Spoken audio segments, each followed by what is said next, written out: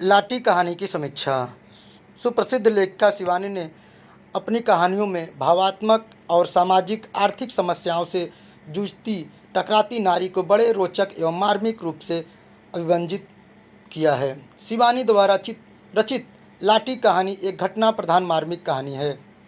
यह कहानी महिला त्रासदी पर आधारित है। इसमें बताया गया है कि एक 16 वर्षीय खूबसूरत लड़की ससुराल में किस तरह सास ननद के तानों और अत्यधिक काम के बोझ तले दबकर क्षय रोग टीबी का शिकार हो जाती है। इस कहानी की समीक्षा इस प्रकार।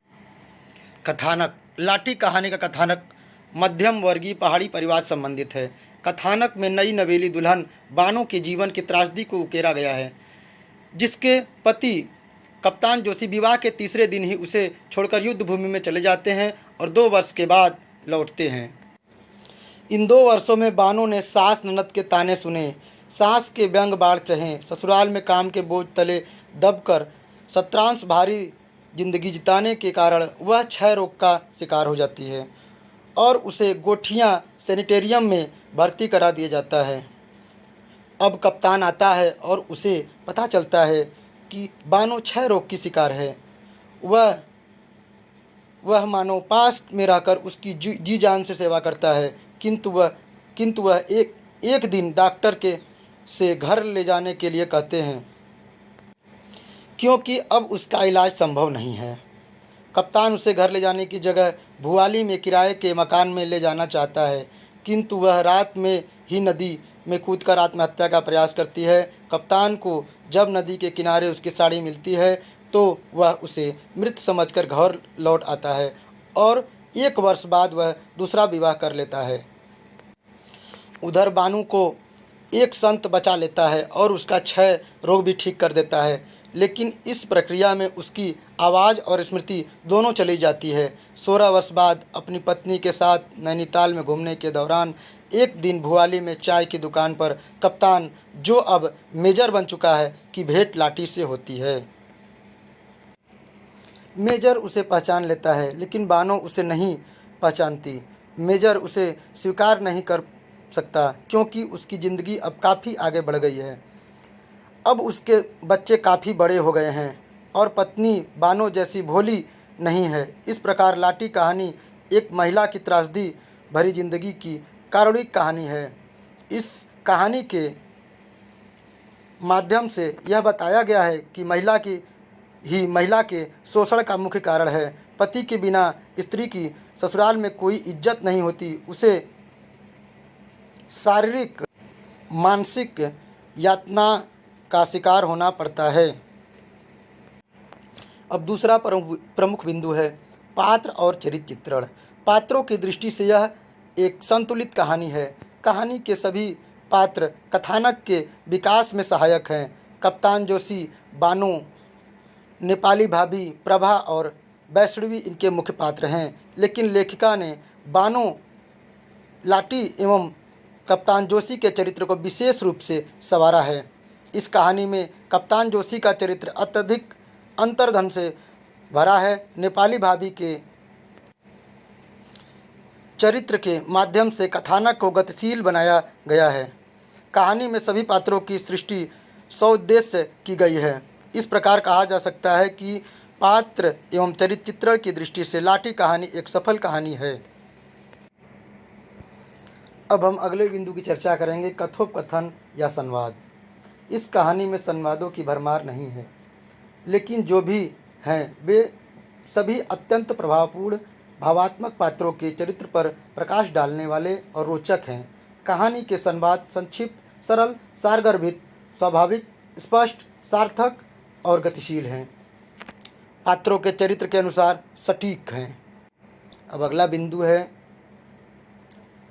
देश काल और वातावरण।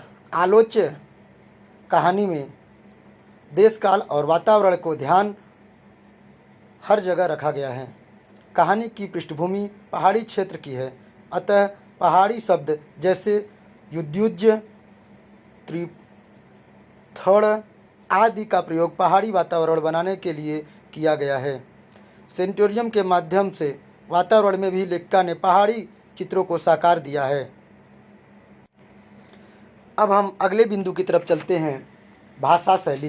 प्रस्तुत कहानी में शिवानी ने सामान्य बोलचाल की भाषा का प्रयोग किया है। पहाड़ी वातावरण सृजित करने के लिए यथास्थान पहाड़ी शब्दों का प्रयोग किया है। अंग्रेजी, हिंदी, उर्दू, अरबी, फारसी, तत्सम, तद्भव, देशज, आंचलिक सभी प्रकार के शब्दों का प्रयोग किया गया है। आंचलिक का अर्थात ग्राम अंचल का। आधुनिक सभ्य समाज की इंग्लिश भाषा का एक उदाहरण देखिए। चलो डार्लिंग, पहाड़ का इंटीरियर घुमा जाए, भुआले चलें, इसी दुकान में आज एकदम पहाड़ी स्टाइल से कलई के गिलास में चाय पिएंगे हनी। लेखिका ने शैली के रूप में चित्रात्मक, वर्णनात्मक, हास्य व्यंग्यात्मक, सूत्रात्मक तथा सबसे अधिक भावात्मक शैली का प्रयोग किया है। अब अगला प्रमुख बिंदु है उद्देश्य। कहानी का उद्देश्य मध्यम वर्गीय समाज में पति के बिना अकेली रहने वाली पत्नी के जीवन की त्रासदी को दिखाया है। लेखिका ने यह भी संदेश दिया है कि महिला ही महिला का शोषण करती है, उन्हें अपने दृष्टिकोण में परिवर्तन लाना चाहिए तथा इसमें यह भी बताया गया है कि क्षय रोग असाध्य नहीं है, परिजनों के सहयोग और प्रेम से रोगी को बचाया जा सकता है। अब अगला प्रमुख बिंदु है शीर्षक। प्रस्तुत कहानी का शीर्षक लाटी के जीवन की व्यथा को अभिव्यक्त करने में पूर्णतः सफल है, क्योंकि संपूर्ण कहानी बानो यानी लाठी के इर्द गिर्द घूमती है। अतः कहानी का शीर्षक चरित्र प्रधान है।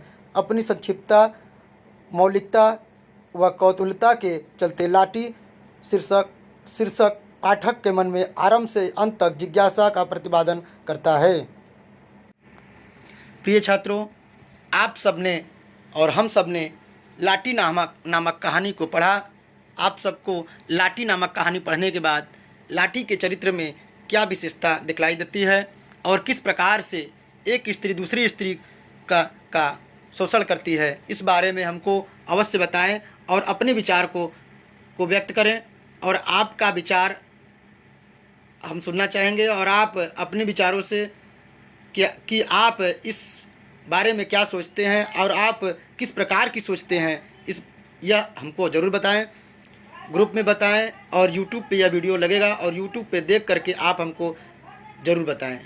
धन्यवाद।